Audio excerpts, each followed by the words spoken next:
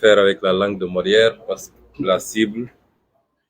est ce qu'il est communément convenu d'appeler la communauté internationale ou les partenaires au développement. Je veux dire à ces partenaires au développement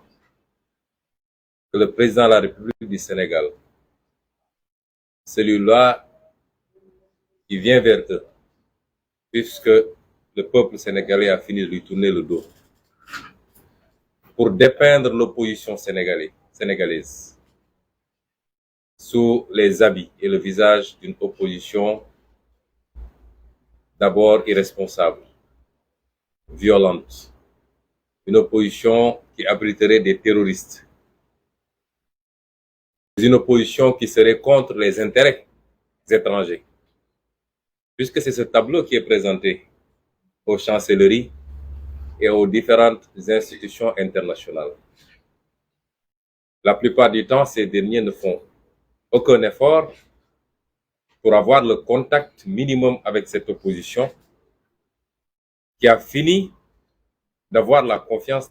du Sénégal et des Sénégalais, puisque cette opposition aujourd'hui représente quasiment 54% de l'électorat si on s'en fie aux dernières élections. Je voudrais dire à cette communauté internationale que ce président de la République, qui tend à leur faire croire qu'il est la seule garantie d'un Sénégal stable, d'un Sénégal qui peut coopérer correctement avec eux, qui peut garantir leurs intérêts, d'un Sénégal démocratique. Eh bien, ce président de la République est ce garant de la gabegie, de la malgouvernance, du détournement des deniers publics, et particulièrement dans des moments extrêmement graves, des moments de crise sanitaire, des moments où énormément de Sénégalais ont perdu la vie, que ce président de la République puisse être le promoteur, mais également le protecteur de pratiques malsaines qui ont permis à certains de ses collaborateurs, ministres particulièrement et principalement, de détourner des milliards de fonds auxquels ils ont contribué. Vous avez contribué, vous, partenaires au développement, institutions internationales, bailleurs de fonds, partenaires bilatéraux, partenaires multilatéraux. 84% de ces fonds sont issus de vos financements. Mais 84% de ces fonds traduisent l'effort du peuple sénégalais, un peuple qui souffre, un peuple frappé de plein fouet par la pauvreté, le chômage, l'incurie dans tous les secteurs d'offres en biens et services publics. Et ce peuple-là, malgré tout, se serre la ceinture pour donner caution à ses gouvernants, leur permettre d'emprunter à son nom, mais également de contribuer. Ce peuple-là qui continue à contribuer fiscalement pour que l'État puisse avoir les moyens de sa politique. Ce président de la République-là est le garant de ce système. Ce n'est pas seulement à ce niveau-là, puisque les rapports, il y en a encore et encore. Le dernier rapport sur le Sénégal du département d'État a souligné que des institutions, des instances, des organes ont été mis en place pour contrôler la gouvernance publique, mais que souvent leurs rapports ne sont pas suivis d'effet. Je vous ai rappelé que dernièrement, la présidente sortante d'OFNAC a dit que rien que l'OFNAC a aujourd'hui plus de 40 dossiers sur la table du procureur. 40 dossiers de détournement de deniers publics. C'est des dizaines, voire des centaines de milliards. Et c'est cet homme-là qui vient se présenter à vous comme étant un messie et vous faire croire qu'il peut violer encore la Constitution du Sénégal pour se prévaloir d'une troisième candidature. Parce qu'il serait le seul à pouvoir vous garantir une collaboration. Je dis à ces bailleurs, ces partenaires, qu'ils gagneraient à mieux connaître le Sénégal. Le peuple sénégalais est un peuple mature, un peuple digne et fier et un peuple très attaché à sa démocratie. Et ce peuple tient au respect des règles parmi lesquelles la plus fondamentale, c'est sa constitution. Ce peuple tient à la démocratie comme tous les peuples. Ce peuple tient à ce que les transitions se fassent de la manière la plus apaisée, la plus démocratique, et qu'il est seul le dernier choix par rapport à celui ou à ceux à qui ils veulent confier le destin de son pays. C'est ce président de la République, vous, communauté internationale, qui instrumentalise la justice pour s'attaquer tous les jours à l'opposition, à la société civile, à la presse, à tous les symboles d'une démocratie vigoureuse et à tous les symboles de la vitalité démocratique, de la respiration démocratique dans un pays. Vous en êtes conscient et vous le voyez. Nous ne faisons que vous rappeler. li may wax ci gàtt nag lu gàtt di ko jagleel askanu Sénégal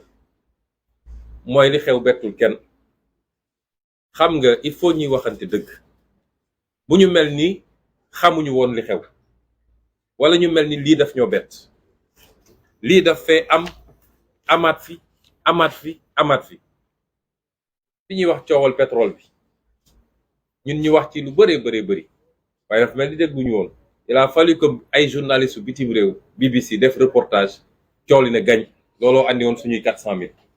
fu mu mujje. ñaata rapport la Cour des comptes déposé. Cour des comptes at bu ne mu déposé rapport dugguleet ren at bu ne Cour des comptes déposé rapport ne ministre sangam këpp na lii, ministre sangam këpp na lii, directeur général sangam def na lii. noonu la ko inspection générale d'État di defee, noonu la ko CENTIF di defee, noonu la ko OFNAC di defee. lan ngeen ci dégg dara? mbokk yi dégg nañ fi waxu dorog, dégg nañ fi waxu ay raxas billet, dégg nañ fi waxu passeport. ana ñooñu ñëpp ñi ngi dox seen yoon tranquillement. te bis bu ne ñu jàpp fi waa opposition ci lu dul dëgg tëj leen ci kaso bi. am nga immunité amoo immunité. bis bu ne ñu jàpp fi journaliste tëj ko ci kaso. injustice bi ne ci dëkk bi toll na foo xam ne bu dee mënul heurter Sénégalais yi, bu dee mënul amul lu mu mun a jur ci Sénégalais ba li ñu xamoon ci Sénégalais ci fulla, ci jom, ci ngor ak ci bañ ak ci bëgg dëgg, bu dee loolu mënul am dañu waxante dëgg fi ñu jëm du neex de. parce que ñun ñi du jiitu ci xeex bi métti na ci ñun trop. ku leen wax ni méttiwul mi ngi wax lu ko neex. waaye ñun lan la ñuy xeex ak kan la ñuy xeexal? bu ñu doxee nag ba ñi doon xeex ñëpp banque seeni yoxo, réew mi dina dugg ci guuta goo xam ne mara day taali. te askan nag moo mëne. lii di xew ci réew mi France bee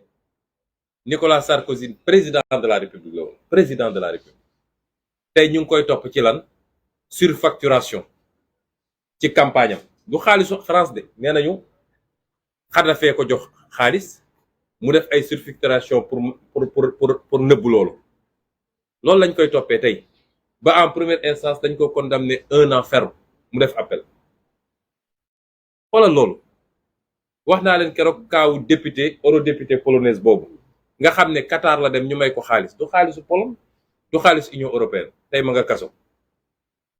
États-Unis bee ngeen dégg barki démb dégg ngeen ñu ne déclaration fiscale, déclaration l'impôt Donald Trump waa impôt mujj nañ koo jox waa Sénat. ñetti at waa Sénat di ko laaj pour ñu càmbar ba xam ndax da doon déclarer lu matul am déet. ñu ne leen réew bu gën a fonk lii, bu gën a fonk nu ñuy ceytee alalam, réew moom moo la gën a développé. waaw ñun Sénégal xanaa tubaab bi dañ ñoo gën a bëgg seen bopp. sénégalais yu bare ngi bëgg a dem tugal li leen may li ñu am mooy fexe ba alalu réew mi ñu sàmm ko mu dellu si ci waa askan wi. loo leen may li ñu am de. ñun ñëpp xam nañ lu xew ci réew mi, amul sénégalais bu mu ump. te ñëpp xam nañ ni Macky Sall mooy ndeyu mbil. ndax moo leen di fal ne leen dem leen ngeen utal ma ay électeurs yi, li ma leen fal pour ngeen politique la. loolu mooy tibbal ci kees bi. te lu ci musi am nag justice bi sama loxo la nekk, sama waaw la ñuy doxee. fu ma leen joxoñ la ñuy dem, ku ma leen ne jàpp leen ñu jàpp, ku ma leen ne bàyyi leen ñu bàyyi. loolu ñu ñëpp xam nañ. lan moo ko fi mun a dakkal mooy askan wi. askan wi rekk ko mun a dakkal. ndax askanu Iran gee di xeex ngir am démocratie ak liberté nit ñi di génn en masse di xeex te xam ni su ma génnee sama bakkan xaj na ci dañoo gën askanu Sénégal askanu Algérie mi xeex ba jëlee fa li fa nekkoon wala bu Tunisie wala bu Égypte wala bu feneen ak feneen ak feneen dañoo war a gën a bëgg suñu bopp. réew mi est-ce que ndaw ñi am nañu liggéey est-ce que paj mi jaar na yoon est-ce que jigéen ñi seen xel dal na ñu yor kër ñi est-ce que école yaa ngi dox ñu war a jël ay milliards ci alalu réew mi di ko jaarale foo xam ne du yoon ñun ñëpp ñu koy gis bu ñëw ñu nëppal ko fexe ba mu jàll. moo tax man askan bi rek laay waxal ñun de bañuñu xeex bi luñ ci góobee gar ko waaye nag ndimbal na ca fekk loxol borom léeg-léeg li ñuy laaj nit ñi du lu bari de te injustice bi nekk ci réew mi bu wóyee nag gëm naa ni dina bari ñuy teggi seen loxo de. dégg naa ab journaliste bu def chronique temps ne Pape Ali est-ce que askan wi jar na ko doon wax ak Pape Ali Niang ñun dañoo jàpp ni askan wi jar na ko moo tax jaral nañu suñu bakkan wi waaye léeg-léeg dañuy soxla suñu gestoo wala suñu woowee askan wi mu wuyuñu loolu baax na ci liggéey bi bëgguñu ñu jàpp kenn ci askan wi ñun mun nañu def lan waaye léeg-léeg day baax la tax ngay sonn wala ñi tax ngay sonn boo leen woowee ci loo xam lu yomba def la boo wëti koo gis leen suñu nee rassemblement wax dëgg yàlla rawatina nag ndaw ñi parce que seen avenir la yàlla xam ne ni yéen ñu tax a sonn su ngeen xamoon liñ leen yéene cofeel gi ñu am ci yéen ak yéene gi ñu am ci yéen ndax suñuy doom ak yéenay maase su ngeen ko xamoon fu ñu leen woo di ngeen ñu wuyu si te li ñu digganteeg yéen yàlla xam na ni buñ ci yeggee ngeen gis résultat bi waaye suñu woowee rassemblement kenn ku ne war a mën a bàyyi dara diggante 3 heures ak 6 heures ataaya bi ngay teg di naan wala fi nga toog di waxtaan grand place mais doxal ndànk dem fekki rassemblement bi parce que yéen ñu mën a dooleel ci xeex bi de ngeen xam ni saa suñu organiser activité mu échec da ngeen dooleel Macky Sall ak li muy def tey bu ñu nee dañuy def teg ak activité mu échec ñoom dañ naan kon askan wi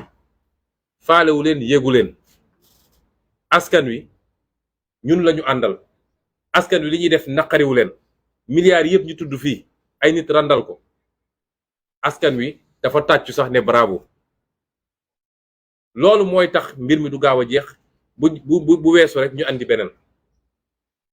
waaye bu ngeen doolelee ñiy xeex te ñiy xeex du acteur politique yi kese acteur politique la ak société civile yéen a ñu mën a dooleel tey jaay doole bi fës na ci lan Macky Sall moom jàpp na ni moom saa su ko neexee mu def ay activité gis ngeen ko mu dem Tamba ay milliards def nañ ko fu ne ci Tamba dem nañ fa yóbbu ay car amul village bu ñu bàyyi waxuma la nag ñu jógee Dakar ak feneen pour nekk ñu dajale ay nit ñu ne lu rëy teeru Macky Sall à Tambacounda moom am na sañ-sañu def lu ko neex waaye Ousmane Sonko bu jógee damay def nemmeeku tour mu yenu gendarmerie ne leen topp leen ko bu mu daje benn place publique ak ay nit loolu du injustice ñëpp di ko gis ñun amuñu sañ-sañu dox ci réew mi dem dajeek askan wi waaye moom am na say saa su ko neexee mu mbubboo mbubbu président de la république te ñëpp xam ni campagne la jëm loolu lu ko gën a rëy ci injustice tey suñu ne dañuy manifester fan yi yëpp semaine bu nekk Fouta Kaolack feneen ak feneen ay nit dajal lañ fa rassemblement yu mag a mag ne 3e candidature la ñu dajal waaye ñun suñu nee ña nga dajale ñi ngi dem place de l'Obélisque préfet ne tere nañ leen ko loolu ba kañ ñu war koo nangu rek di seetaan soo waxee ñu ne ñii dañoo bëri fitna mu am ci réew mi ñoo xam ne nee nañu ñoom ñoo gën a xam ñëpp ñoo gën a màcc ñëpp ñoo gën a intelligent ñëpp jàng nañ téere yëpp lu xew nag ñu ne dañuy joxe leçon te doo leen mus a gis ci xeex na ñun respecté nañ ku nekk waaye nañ ñu respecté de nañ ñu respecté ndax la ñuy xeex askan bi moo tax ñu jóg di ko xeex def concert de casserole ñu naan 31 décembre république foog ngeen ni ñuy luubal alal réew mi xam nañ ñuy république ku xam république fonk république dinañ la dënk alalu réew mi mu waroon dem ci ñi tëdd di sukuraat nga jël ko dugal sa poos. Macky Sall dafa xam république bi mu nekkee fii ba léegi salfaañe république ku sàcc mu recevoir la nommé la ku daw ak mandat jàmbur mu recevoir la jël na gis nañ fi sax ay nit yoo xam ne moom moo leen yóbbu CREI di leen poursuivre mu dugal leen ci avion tukki ak ñoom lan moo gën a mun a wàcc république loolu ñu ne wax ay waxu république 31 décembre ban rapport la am ak république su dee république la moom dafa gën a farataal sax dafa gën a faydal waa askan wi su dee d'accord ñoog république ni ñu ko yore ñu xaar ba datu république ñu wax ko président moo tax ma ne ñun amuñu leçon bu ñuy recevoir ci ñi kenn 31 décembre li ñu ñaan askan wi mooy concert de casserole dañ leen ci woowoon le 22 juin su ma juumul bañ leen di woo ci concert de casserole lan moo doon